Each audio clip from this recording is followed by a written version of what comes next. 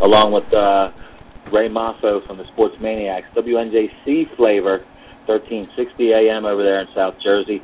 Ray, I appreciate you joining us and making the time.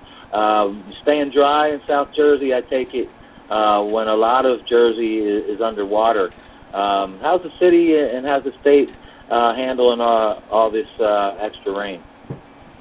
It's getting to be a mess out there. The ground is so saturated that even a drizzle is causing creeks and streams and rivers to start overflowing. The city was a mess today. There were portions of the Schuylkill Expressway that were closed due to flooding and mudslides, if you believe that.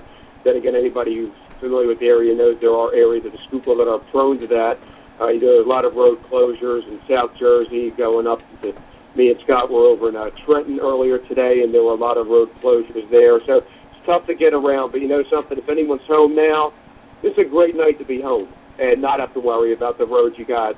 Some NFL football, finally, games that count. It's going to be on tonight, Packers, Saints. If you're not into that, then you always have the Phillies take it on the Brew Crew out in Milwaukee. So no need to go out and battle the roads tonight. You got two good TV options awaiting you. Oh, definitely. I settled back with a little beef stew and a nice cool adult beverage and got ready for this game. No, it's not Eagles football, but it's going to be one hell of a football game. Any game up in Green Bay and all the historic value that it is, Lambeau Field, and then bringing the trophy and unveiling the Super Bowl ribbons that they have around the field.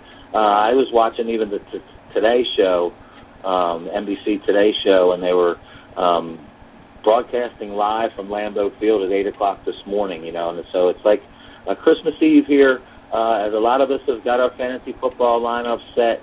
If you have any New Orleans Saints or Green Bay Packers, make sure you have your lineup set. Fantasy football, I'm going to touch on just a few minutes before we hit the break. Scott, I was getting on to you about your draft, but once my draft started last night, I saw how challenging it can be out there, especially if you're trying to get two good linebackers to anchor your fantasy football team.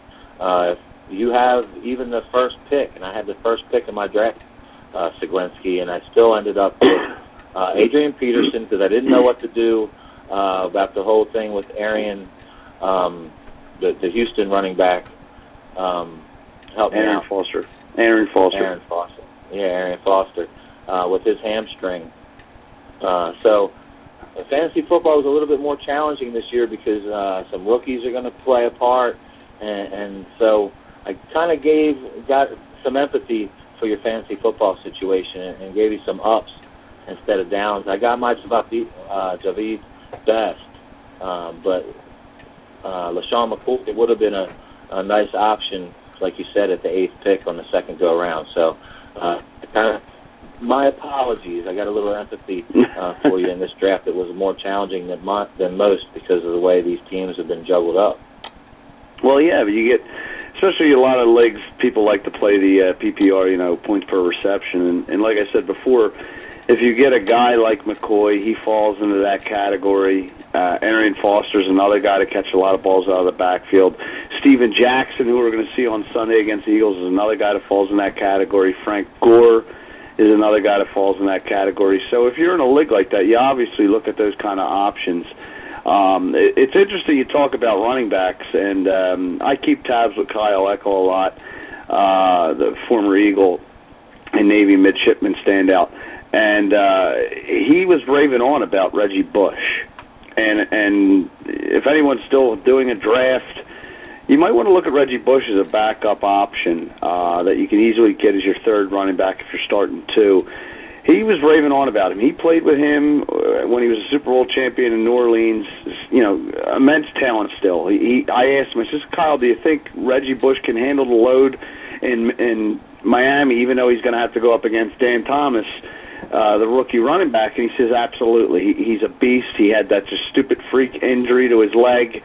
He's like, if you're going to take a risk on a guy, especially as a backup, Reggie Bush could be a pleasant surprise for a lot of fantasy owners this year. And in my second league, I took Bush as my backup running back. I have Gore and McCoy. So I got McCoy in both of my legs, and I'm not being a homer with that. I'm looking at where I was drafted. I was late in both rounds, and McCoy is just a viable option for this Eagles team. You constantly think Eagles don't run, but you look at it last year, McCoy had 78 receptions out of the backfield. That's incredible for a running back to be able to put together when you have so many crazy options that this Eagles team has.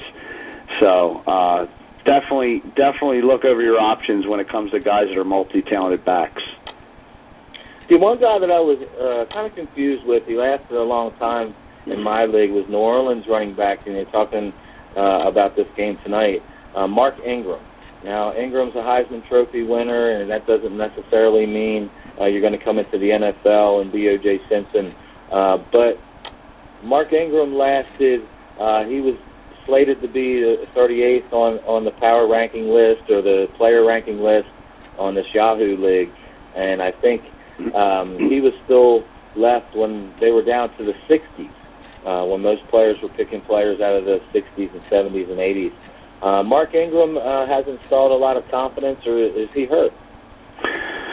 I think he's just going to be worked into the lineup. I mean, it depends. If you're a 10-team league or a 12-team league, definitely 10-team, you can look at him as a backup. 12-team, I still think he's on the breach of being a starter in most leagues. I would definitely look at him as a third running back right now on a lot of teams. Rookies, you can't put all your eggs into one basket with. They're a nice sleeper type option. It's the same thing with some of these wide receivers. Like, I think the top rookie receiver that you want to look at that could possibly be your number 3 if you're starting 3 receivers in your league is Julio Jones.